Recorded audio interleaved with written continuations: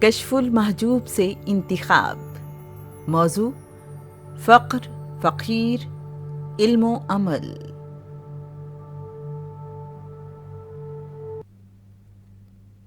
طالب حق کی پہچان۔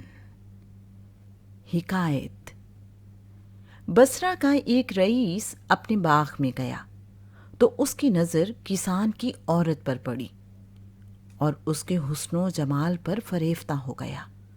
چنانچہ اس نے اس کے خاوند کو کسی کام پر بھیج دیا اور عورت سے کہا کہ دروازے بند کر دو۔ عورت نے کہا، سب دروازے بند کر سکتی ہوں، مگر ایک دروازہ میں بند نہیں کر سکتی۔ رئیس نے پوچھا، وہ کون سا دروازہ ہے؟ وہ کون سا دروازہ ہے؟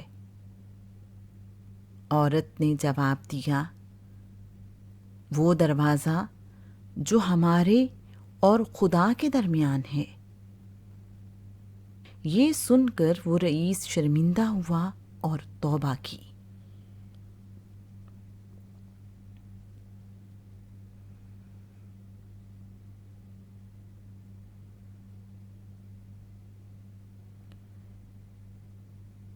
علم و عمل میں صوفیہ کے اقوال۔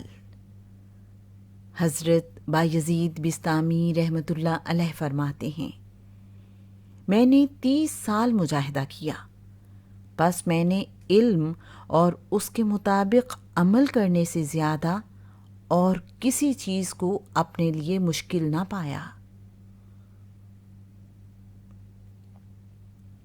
علم و عمل میں صوفیہ کے اقوال۔ آگ پر قدم رکھنا علم کے مطابق چلنے سے زیادہ آسان ہے۔ ایک جاہل کے لیے پل صراط پر سے 1000 بار گزرنا علم کا کوئی ایک باب سیکھنے سے زیادہ آسان ہے۔ فاسق کے لیے دوزخ میں رہنا علم کے مطابق عمل کرنے سے زیادہ محبوب ہے۔ فقیر کون ہوتا ہے؟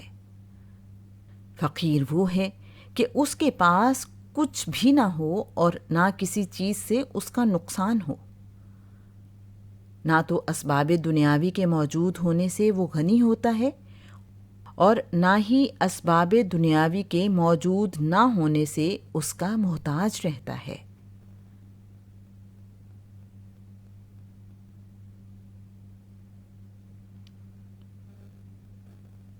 فقیر کون ہوتا ہے؟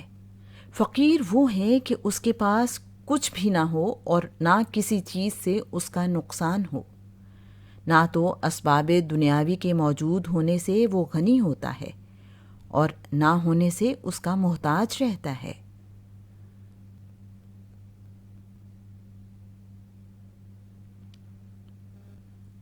فقر۔ حکایت: ایک درویش کی کسی بادشاہ سے ملاقات ہو گئی۔ بادشاہ نے درویش سے کہا، کوئی چیز مانگ۔ درویش نے کہا کہ میں اپنے غلاموں کے غلام سے کوئی چیز نہیں مانگتا۔ بادشاہ نے کہا، وہ کیسے؟ درویش نے کہا، میرے 2 غلام ہیں جو دونوں آپ کے مالک ہیں، ایک حرص دنیا، دوسرا آرزو۔ رسول اللہ صلی اللہ علیہ وآلہ وسلم نے فرمایا، فقر اہل فقر کے لیے عزت ہے۔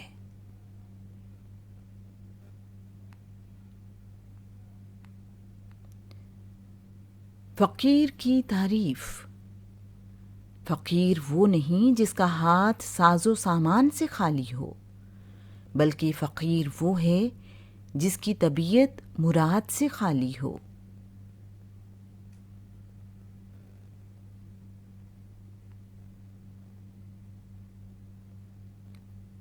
فقیر کا مطلوب و مقصود۔ حضرت شبلی رحمۃ اللہ علیہ فرماتے ہیں، فقیر وہ ہے جو اللہ تعالیٰ کے سوا کسی چیز سے بھی غنی نہیں ہوتا۔ یعنی فقیر اللہ تعالیٰ کے سوا کسی چیز سے آرام نہیں پاتا، اس لیے کہ اس کی ذات کے سوا اس کا کوئی مقصود اور مطلوب نہیں ہوتا۔